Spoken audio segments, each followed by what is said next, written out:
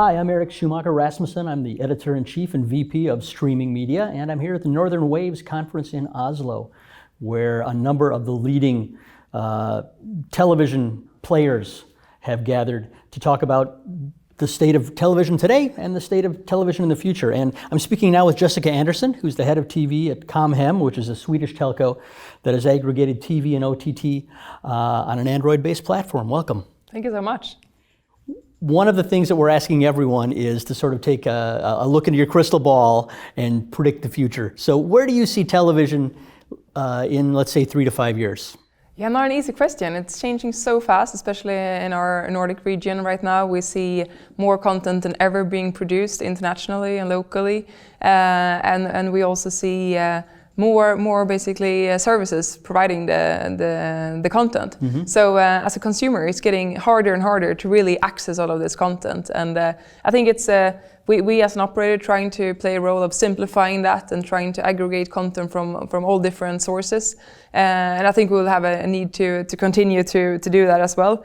Obviously, I think in terms of monetization, it will probably change as well. The classic sort of pay TV monetization model will probably change into a bit more of a dual source in the future. Mm-hmm. I think both we have, if we're looking a bit longer perspective in 5 years, I think addressable TV will be very big. We already seen that shift happening in the US, so that will most likely be part of the sort of monetization mix for content in the future as well. Sure.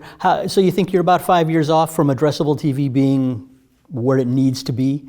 I think we've started technically to get it in place. I think operators and broadcasters are now understanding how this will work technically. Mm-hmm. When we get up on a bigger scale, I think monetization will follow. Right now we're still on a fairly small right. volume basis, but I think more sort of content owners and also operators will find a way to use that technology to monetize content. Absolutely. Okay, you were just on a panel here, then one of the themes was cooperation and collaboration among pay TV operators, telcos, broadcasters, standalone streaming services. Do you see more collaboration and cooperation happening in the next few years? And if so, or if not, why? Well, I think we need to cooperate in the areas where we don't need to compete. Mm-hmm. Basically, we're doing a set of activities that we all share, no matter what market or what company we're at. If we're talking more technical perspective, all types of content handling, everything from ingest to metadata handling, and all the details within a TV service is all standardized mm-hmm. somehow. And it makes sense to do cooperation on that side, definitely. Not only in the Nordics, but also locally.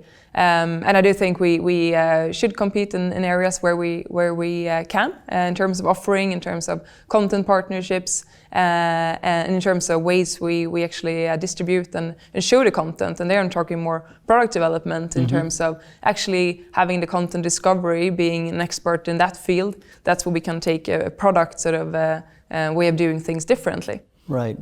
Well, thank you so much for your insights. Thank you so much.